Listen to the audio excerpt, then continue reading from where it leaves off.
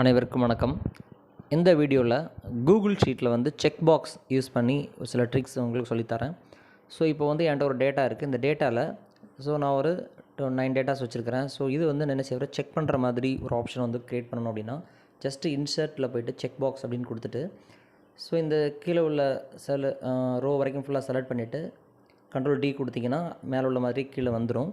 அதுக்கப்புறம் நீங்கள் என்ன பண்ணணும்னா ஜஸ்ட்டு டிக் பண்ணும்போது அந்த ரோ மட்டும் தனியாக கலர் கொடுத்து வரணும்.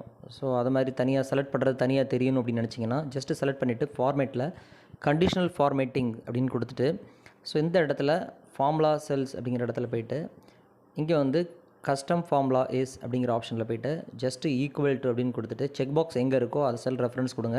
$சிம்பிள் E2 அப்படின்னு கொடுத்துட்டு ஜஸ்ட்டு டன் அப்படின்னு கொடுத்துட்டிங்கனாலே ஆட்டோமேட்டிக்காக என்ன பண்ணுன்னா நீங்கள் எதை டிக் பண்ணுறீங்களோ அந்த ரோ மட்டும் நீங்கள் என்ன ஃபார்மேட்டில் கொடுத்துருக்கீங்களோ அந்த ஃபார்மேட்டுக்கு அது மாறிடும்.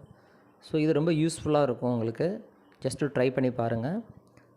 இந்த ஃபார்மேட் தேவையில்லை அப்படின்னு நினச்சிங்கன்னா ஜஸ்ட்டு உள்ளே கிளிக் பண்ணிவிட்டு இந்த இடத்துல டெலிட்டுன்னு சொல்லிட்டு ஒரு ஆப்ஷன் இருக்கு இல்லையா, அந்த டெலிட்டுங்கிற ஆப்ஷனை கிளிக் பண்ணிட்டீங்கன்னா ஆட்டோமேட்டிக்காக அந்த கண்டிஷனல் ஃபார்மேட்டிங் போய்டும். ஓகே, அடுத்த ட்ரிக் என்னென்னா, இப்போ என்கிட்ட வந்து ஒரு 5 கொஸ்டின்ஸ் இருக்குது. 5 கொஸ்டின் அதில் வந்து நான் வந்து என்ன செய்கிறேன், எல்லாத்துலேயுமே என்ன பண்ணுறேன், நான் வந்து செக் பாக்ஸஸை இன்சர்ட் பண்ணுறேன்.